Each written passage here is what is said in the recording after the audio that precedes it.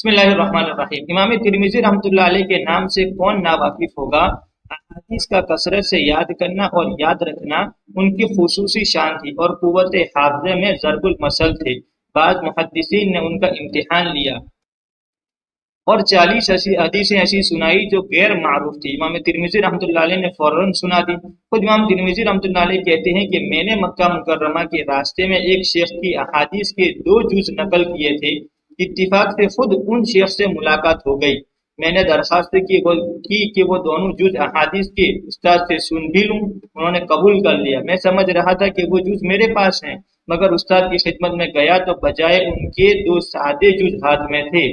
استاد نے سنانا شروع کیا۔ اتفاقاً ان کی نظر پڑی تو میرے ہاتھ میں 2 سادے جز تھے۔ ناراض ہو کر فرمایا، تمہیں شرم نہیں آتی؟ میں نے قصہ بیان کیا اور عرض کیا کہ آپ جو سناتے ہیں وہ مجھے یاد ہو جاتا ہے۔ استاد کو یقین نہ آیا۔ فرمایا، اچھا سناؤ۔ میں نے سب حدیثیں سنا دی۔ فرمایا کہ یہ تم کو پہلے سے یاد ہوگی۔ میں نے عرض کیا کہ اور نئی حدیثیں سنا دیجیے۔ انہوں نے 40 حدیثیں اور سنا دی۔ میں نے ان کو بھی فوراً سنا دیا اور ایک بھی غلطی نہیں کی۔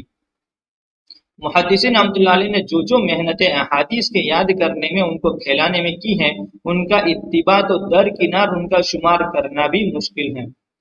پھر تمام رحمۃ اللہ علیہ ایک محدث ہیں، زیادہ مشہور بھی نہیں ہیں۔ ان کے ایک شاگرد داؤد رحمۃ اللہ علیہ کہتے ہیں کہ لوگ ابو حاتم رحمۃ اللہ علیہ وغیرہ کے حافظے کا ذکر کرتے ہیں، میں نے پھر تمام رحمۃ اللہ علیہ سے زیادہ حافظ نہیں دیکھا۔ ایک مرتبہ میں ان کے پاس گیا، کہنے لگے کہ ان کتب میں سے جون سی دل چاہے اٹھا لو، میں سنا دوں گا۔ میں نے کتاب الاشربہ اٹھائی، وہ ہر باب کے اخیر سے اول کی طرف پڑھتے گئے اور پوری کتاب سنا دی۔ ابو زرع رحمۃ اللہ علیہ کہتے ہیں کہ امام احمد ابن حنبل رحمۃ اللہ علیہ کو 10 لاکھ حدیثیں یاد تھی۔ اسحاق ابن راہویہ رحمۃ اللہ علیہ کہتے ہیں کہ 1 لاکھ حدیثیں میں نے جمع کی ہیں اور 30,000 مجھے ازبر یعنی زبانی یاد ہیں۔ خفاف رحمۃ اللہ علیہ کہتے ہیں کہ اسحاق رحمۃ اللہ علیہ نے 11,000 حدیثیں اپنی یاد سے ہمیں لکھوائی اور پھر ان کو نمبر وار سنایا، نہ کوئی حرف کم ہوا نہ زیادہ۔ ابو سعد اصبہانی رحمۃ اللہ علیہ اصفہانی بغدادی رحمۃ اللہ علیہ 16 سال کی عمر میں ابو نصر رحمۃ اللہ علیہ کی حدیث سننے کے لیے بغداد پہنچے۔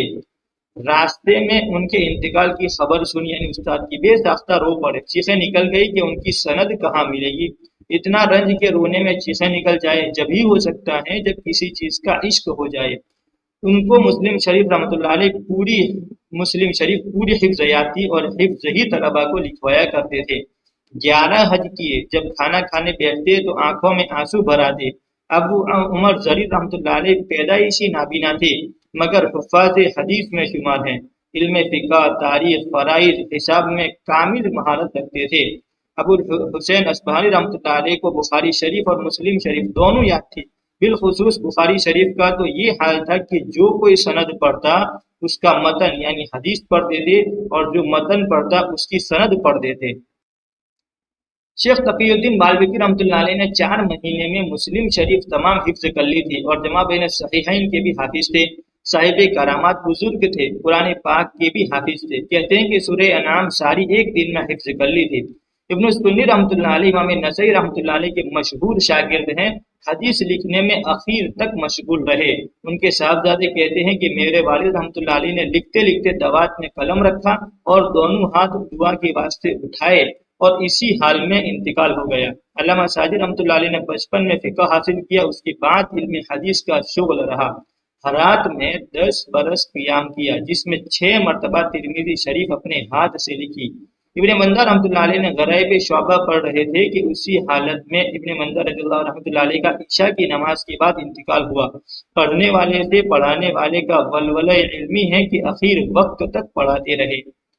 ابو عمرو خفاف رحمۃ اللہ علیہ کو 1 لاکھ حدیثیں ازبر تھی، زبانیات تھی۔ امام بخاری رحمۃ اللہ علیہ کے استاد عاصم بن علی رحمۃ اللہ علیہ جب بغداد پہنچے تو شاگردوں کا اس قدر ہجوم تھا کہ اکثر 1 لاکھ سے زائد ہو جاتے تھے۔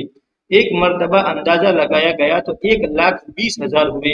اسی وجہ سے بعض الفاظ کو کئی مرتبہ کہنا پڑا۔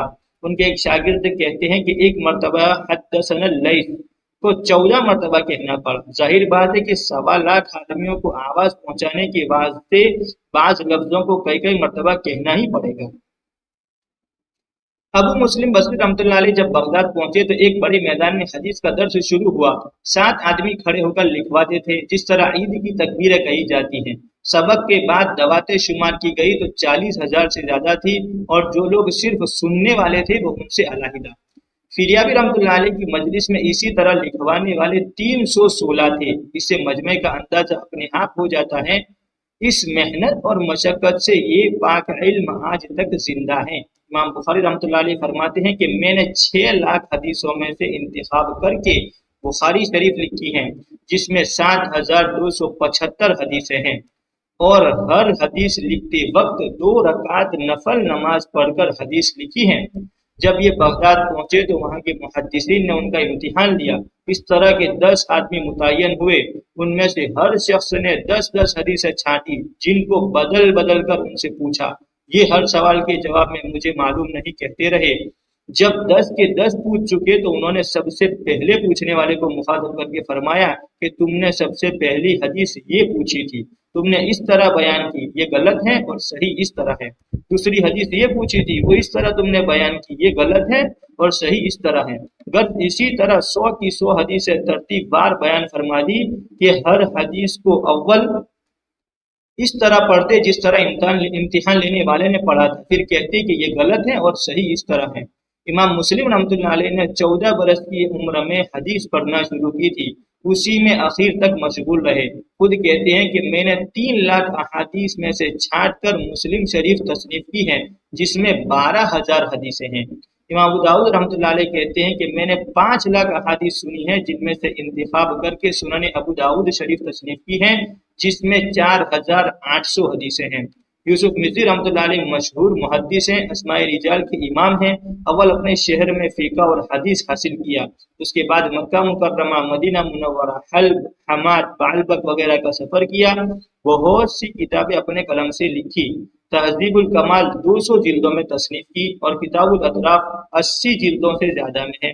उनकी आदत शरीफा थी कि अक्सर चुप रहते, बात किसी से बहुत ही कम करते थे। अक्सर अवकात किताब देखने में मशगूल रहते थे। हासिदों की अदावत का शिकार भी बने, मगर इंतकाम यानी बदला उनसे नहीं लिया। इन हजरात के हालात का इहाता दुश्वार है। बड़ी बड़ी किताबें इनके हालात और जांफशानियों का इहाता नहीं कर सकी। यहाँ नमूना के तौर पर चंद हजरात के 2-4 वाकयात का जिक्र इसलिए किया ताकि ये मालूम हो कि वो इल्म हदीस जो आज 1350 बरस तक निहायत आबो ताब से बाकी है, वो किस मेहनत और जांफशानी से बाकी रखा गया है। और जो लोग इल्म हासिल करने का दावा करते हैं, अपने आप को तालिब इल्म कहते हैं, वो कितनी मेहनत और मशक्कत इसके लिए गवारा करते हैं। अगर हम लोग ये चाहें कि हम अपनी ऐशो इशरत, राहत व आराम, सैर व तफरीह और दुनिया के साथ दूसरे मशागिल में लगे रहें, और हुजूर सल्लल्लाहु अलैहि वसल्लम के पाक कलाम का ये शुयू यानी फैलाव लोगों तक पहुंचना इसी तरह बाकी रहे, तो ई ख्याल अस्तो महाल अस्तो जुनू के सिवा और क्या हो सकता है।